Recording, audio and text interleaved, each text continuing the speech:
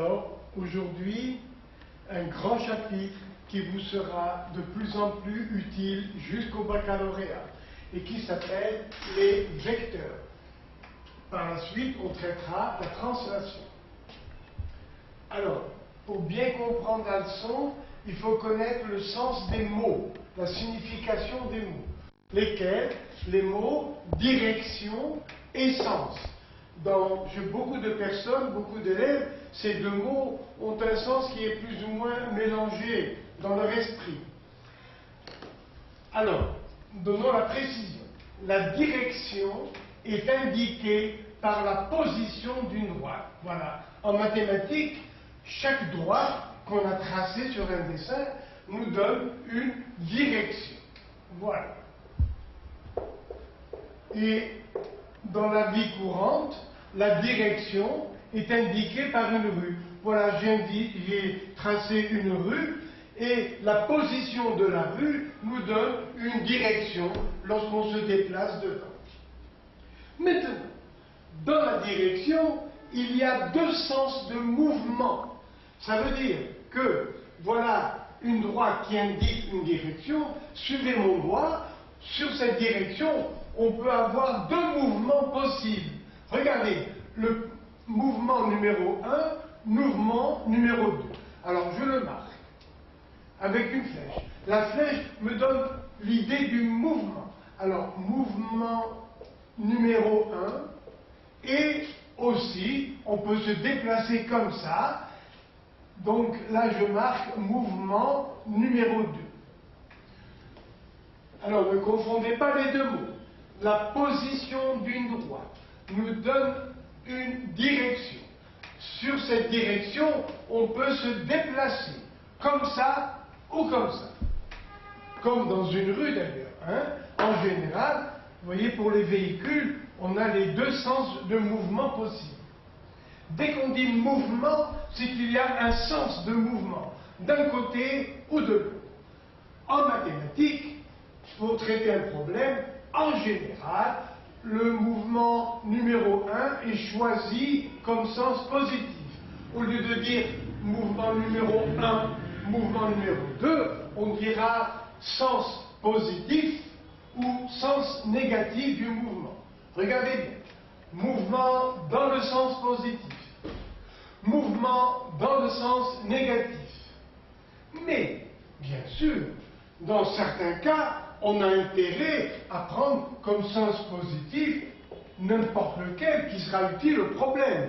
Donc, c'est vous qui décidez du sens positif. En général, dans les livres, n'est-ce pas, quand les professeurs travaillent, ils prennent généralement le sens de l'écriture comme sens positif. Voilà. Donc, on donne le signe plus au mouvement qu'on a choisi comme sens positif. Le voilà. Voilà le mouvement qui se fait dans le sens positif parce que j'ai bien voulu le choisir. Deuxièmement, le sens contraire sera dit donc négatif. Chaque fois que vous prononcez sens, ça veut dire en parenthèse sens positif ou sens négatif d'un mouvement. Alors, maintenant, on va aller un peu plus loin, un axe orienté. Au début, on a une droite. Et sur cette droite, on choisit un sens positif. Voilà, moi j'ai choisi celui-là. Et maintenant, on va graduer la droite. C'est-à-dire, on va choisir un point fixe haut, appelé origine. Et on va choisir un mouvement unité, qui sera choisi comme mouvement unité. Voilà le mouvement, vous voyez, l'unité de mouvement. Ce vecteur, vous voyez, ce trait avec cette flèche, s'appelle le vecteur unité. Et maintenant, on voudrait mesurer ce mouvement. Eh bien, ce mouvement, regardez-le, grâce aux flèches, a un sens positif. Voilà. Donc, quelle sera sa mesure? Eh bien, ce vecteur AB, voyez, on prononce vecteur chaque fois qu'on a une orientation.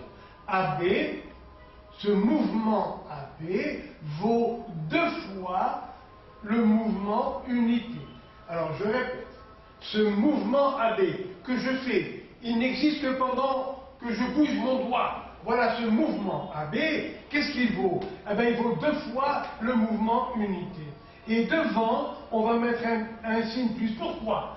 Parce que ce mouvement AB a le même sens que U. Et ici, alors, à quoi est égal ce mouvement CD? Je le fais devant vous. Le voilà, le mouvement CD. En longueur, il fait 3 fois le mouvement unité. Mais ce mouvement CD se fait vers la gauche, alors que U est vers la droite. Donc, on mettra un signe moins.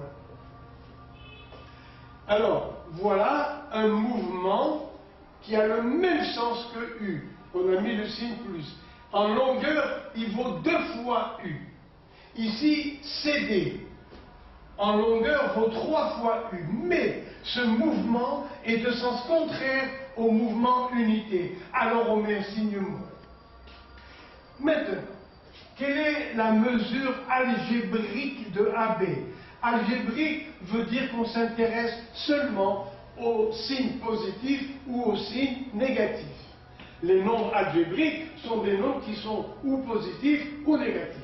Alors, la mesure de ce mouvement AB, c'est plus 2. Et la longueur du mouvement, voilà, la longueur du mouvement vaut 2, sans le signe. Ça veut dire que depuis moi jusqu'à la caméra qui me filme, il y a 3 mètres. 3. De la caméra à moi-même, il y a une longueur égale à 3 mètres. Il n'y a pas de signe. De moi à la caméra, il y a une distance de 3 mètres. De la caméra à moi-même, il y a une distance de 3 mètres. Ou bien, la largeur de tout le tableau, ce sera 5 mètres, que ce soit d'un côté ou de l'autre. Et voilà, la longueur, c'est 2. Ici, la mesure algébrique de CD, c'est moins 3. Algébrique, ça veut dire précédé d'un signe. Et la longueur du mouvement, CD, est égale à 3, sans le signe. Voilà. Alors, on a fini ce premier paragraphe. Quelle différence y a-t-il entre les mots direction et sens? La direction, c'est la position d'une droite. Voilà, vous placez une droite, ça vous donne une direction. Sur cette direction, il y a 2 sens de mouvement, numéro 1, numéro 2. Et pour faire un problème, à l'avance, on choisit l'un des 2 sens comme sens positif. Donc, si le mouvement sur la direction se fait dans le sens positif, la mesure sera positive. Si, comme là, le mouvement CD, de la première lettre à la deuxième lettre, le mouvement CD se fait dans le sens contraire à l'unité choisie, eh bien, on aura une mesure négative. Maintenant, donc, deuxième paragraphe. Définition d'un vecteur. Eh bien, un vecteur, c'est un segment qui est fini par une flèche d'un côté ou de l'autre. Voilà, c'est un segment fléchi. Un segment avec une flèche. La flèche donne le sens. Voilà, ce segment fléché s'appelle un vecteur. On écrit vecteur V égale le vecteur AB. La première lettre, c'est l'origine du vecteur. La deuxième lettre, c'est l'extrémité du vecteur. Donc A, c'est l'origine, B, l'extrémité. Une force également. Regardez ici. J'ai dessiné une voiture sur une route horizontale. Alors, si j'ai envie de dessiner son poids, eh bien, pour dessiner le poids, je dessine le poids verticalement. Mais, on sait que le poids a pour sens le sens vers la terre. On ne s'envole pas nous-mêmes.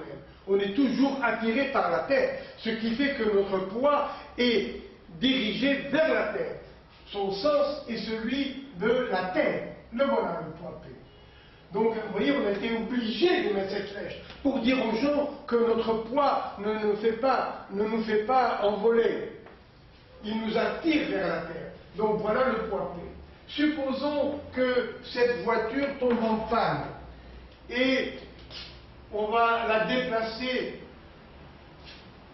Voilà, une personne va déplacer cette voiture tombée en panne.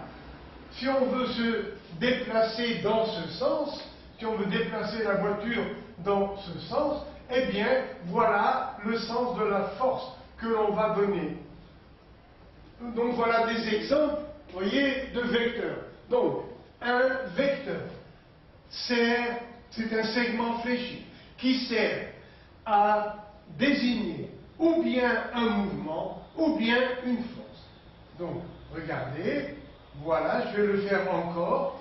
Le vecteur, c'est le mouvement. Il ne dure que pendant que je bouge. Voilà, ce mouvement, c'est un vecteur, représente un vecteur.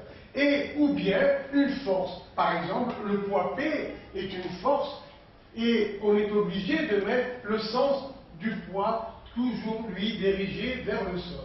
Maintenant, la force peut être dirigée, ça dépend des problèmes, bien sûr. On peut avoir des forces dirigées dans n'importe quel sens. Ça dépend donc du problème. Alors, donc, on appelle vecteur un segment fléché. À quoi sert-il?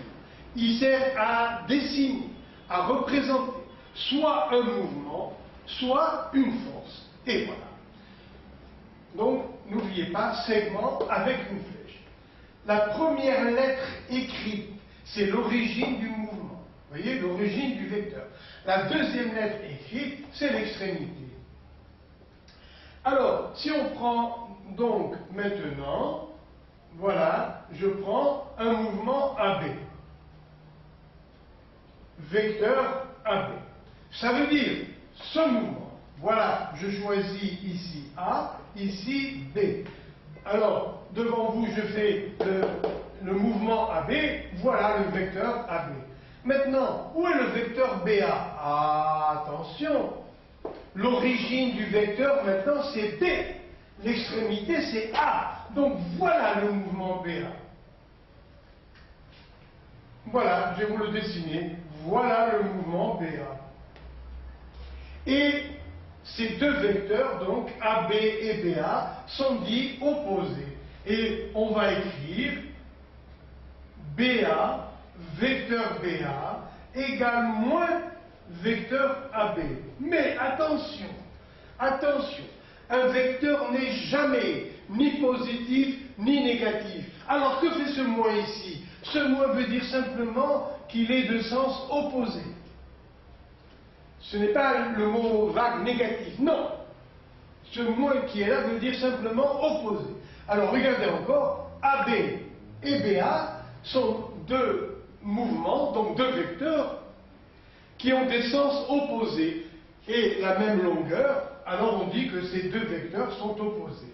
AB et BA sont deux vecteurs opposés et ça s'écrit BA égale moins AB. Donc vous voyez que si vous permutez l'origine et l'extrémité, si vous renversez l'écriture, vous obtenez un vecteur appelé opposé. Comment mesurer un vecteur? Eh bien, avant de dessiner le vecteur lui-même, d'après le problème, il faut à l'avance choisir un vecteur comme unité. Exemple, le poids de cette personne est 60 kg poids.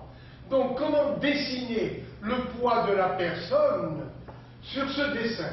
À l'avance, on prend un vecteur vertical, parce que le poids est vertical, dirigé vers le sol. Et je décide